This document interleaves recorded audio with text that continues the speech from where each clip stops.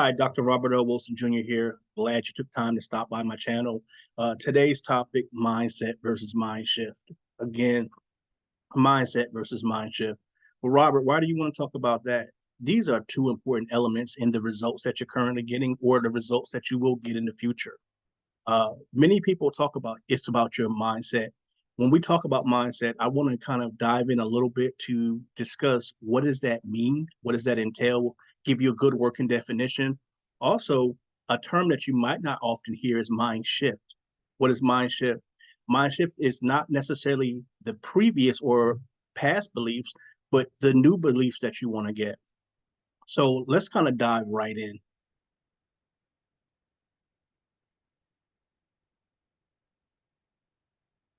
Again, we're going to talk about mindset versus mind shift.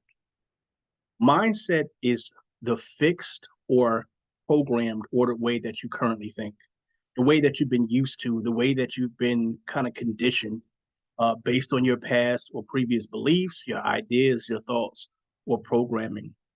So all the results that you are getting today in terms of your happiness, your health, your wealth, um, your success is already based on your past mindset. So if you want to see different results in your life, you want to get make changes, you got to shift from your past mindset. That's where this term comes in, mind shift. So the past or previously program that you've been operating off is your mindset. The new program that you want to upgrade or uh, implement is your mind shift. This is how you literally change or shift how you think, the way you think, even the order in which you think. This brings in new ideas, new thoughts, new beliefs, new paradigms. And we're going to get into paradigms in just a minute. But mindset and mind shift are two important elements. It's also important to know the distinction between the two because what you already, your program that's already running, everybody has a program. Everybody has an internal program. So we're going to talk about this is how it came to be or how it has been programmed for you. But once you become aware of that program, you can change it. What's going to be really important is in order to assess where your mindset was, and also important to determine where you want your mind shift to go to. This is really important. What do you want to be? What do you want to do? And what do you want to have? Like with Robert, why is that important? You can't shift if you don't know where you want to go. And you can't shift if you don't know where you've already been or where your current way of thinking is operating at. So what do you want to be? What do you want to do? What do you want to have? That is not a one-time question. Consistently asking yourself that will help you to shift your way of thinking or to introduce new concepts, new ideas, new beliefs, or new paradigms that you can shift to. So that's mindset versus mind shift. Paradigm. This is an important term that's really helpful to recognize. What's going on inside you? Let me say that again. The paradigm is what's going on inside you. You have an internal program running. You have an internal filter in which you see life. Life doesn't happen the way life happens. Life happens the way it's filtered within you. So how you see life is how life is for you. Your reality is based on your inner reality. Okay. And so that becomes really important for you to recognize. Also, your inner self image reflects outwardly. Let me pause there. Your inner self image reflects outwardly. How you see yourself inside is how you will be outside. Again, how you see yourself inside is how you'll be outside. So that paradigm that's run is literally running your life. What's really important to recognize this, it's about 90 to 95% of your habits and behaviors are on autopilot, which means this paradigm is running that system or running it on autopilot. So if you don't know what it is, it's already running your life. So it's really important to pause for a minute to recognize what's the paradigm running and is it serving you? Because if it's not, you can change it. That's the beauty of all the stuff that we're talking about, whether it's personal development, professional development, leadership development, or organizational development. You can change and use these concepts. I'm talking mindset versus mind shift, or talking about a paradigm to and implement into your development and to change your results. So that's the beauty of what we're talking about today. Well, Robert, how can you change that paradigm? Well, one of the ways to do that is an NLP term or called perceptual positions. What it means is the position of how you see or view things. So typically, there are three ways we usually view things. One, your point of view. Is this happening to me? How do I see it? It's really based and centered on you. The second way is seeing it from another person's point of view. So if it's two people in a situation, this time not necessarily seeing it from your point of view, but recognizing maybe the other person, right? And then the third way is being a neutral observer. If I happen to be somebody walking by and I saw two people interacting, just what I noticed. You say, well, why is that important? Because each of us can do these three positions in terms of changing or shifting our mindset or our view of things or our filter or that paradigm. So you can change things. So it's not all about you, but what happens, we can build empathy, see things from somebody else's point of view, which also changes. I think the the late great Wayne Dyer has a quote where he says, "When you change uh, the way you look at things, what you look at changes. When you change the way you look at things, what you look at changes." That's what I'm saying here. You change your mindset to a mind shift by changing your position or your perception or your view or your filter of what you're looking at. Why is that important? Because it helps you become more resourceful and more resilient. Now life doesn't happen to you, but life can happen for you.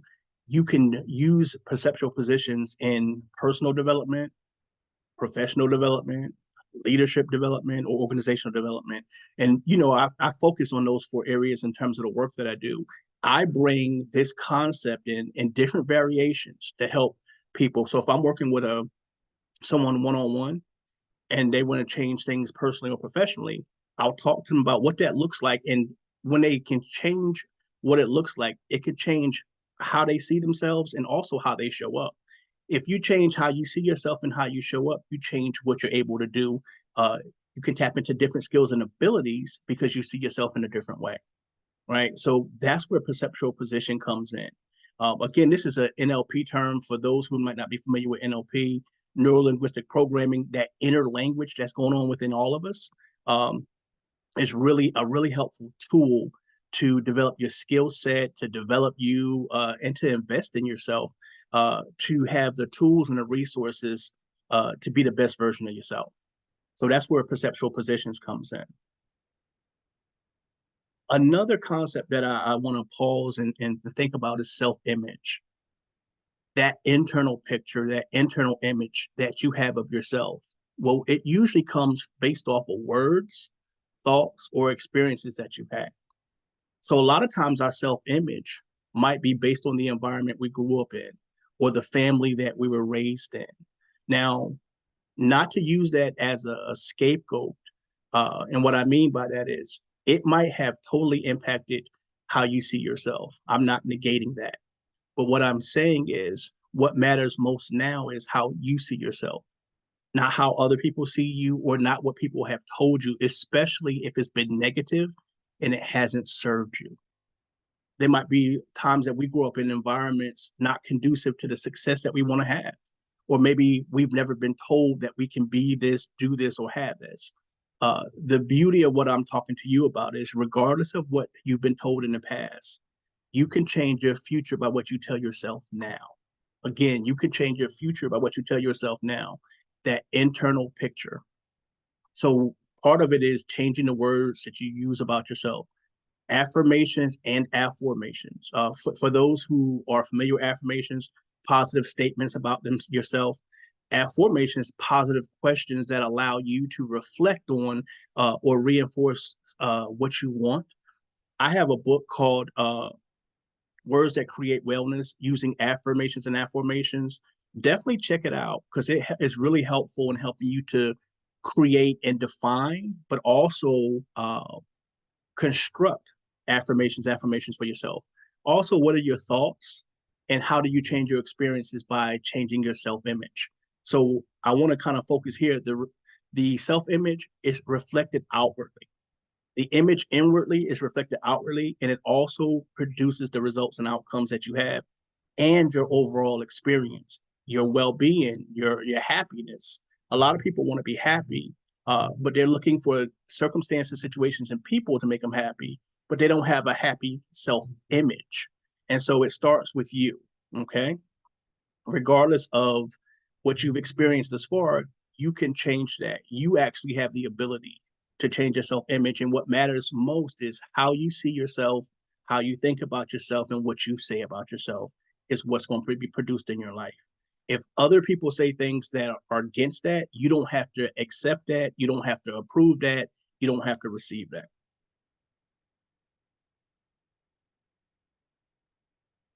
So you've been hearing me mention personal, professional leadership and organizational development. How can you use the concepts that I just talked about, mindset versus mind shift? Or Robert, what about the paradigm? What about the self-image we talked about?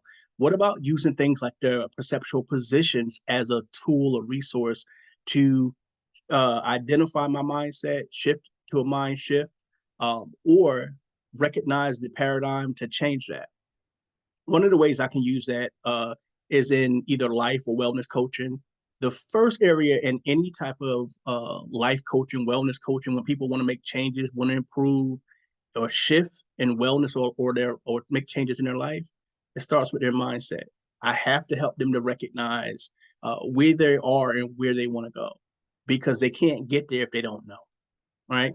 Professionally, understanding this concept helps you to facilitate change, growth, and development.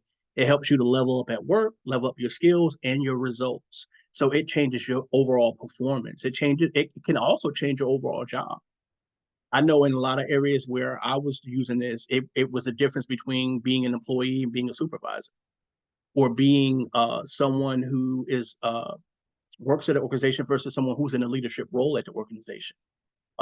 It also, for me, it shifted from being someone who was employed to someone who's now currently an entrepreneur.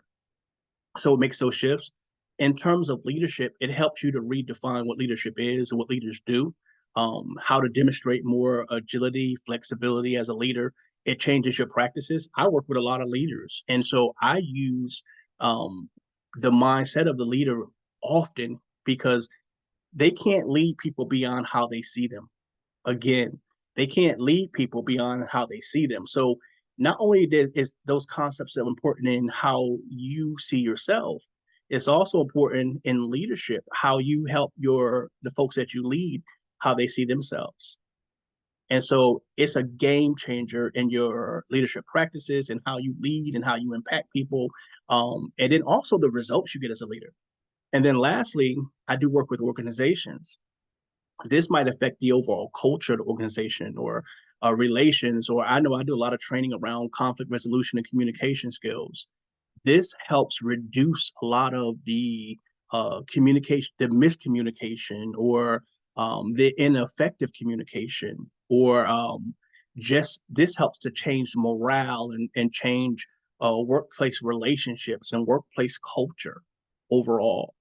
So, well, Robert, really? Yeah, it does. And so this is a concept, again, that I want you to think about how this applies either for you personally, professionally, in leadership, or organizationally. If you're like, okay, I get the concept, I want to dive deeper, or I want to understand other strategies or techniques or methods or ways to do that, reach out to me. You'll see my contact information in the description, and you'll see my websites to find out more of the work that I do, if that's helpful to you. And just want to take a minute to thank you all for stopping by today Again, if this is a topic that you want to dive deeper into, let me know. If I can be of greater assistance to you, uh, let me know that. Definitely like and subscribe to the channel for additional information and things that might be of a benefit or help to you or to those that you might know. All right, thanks, and look forward to seeing you in the next video.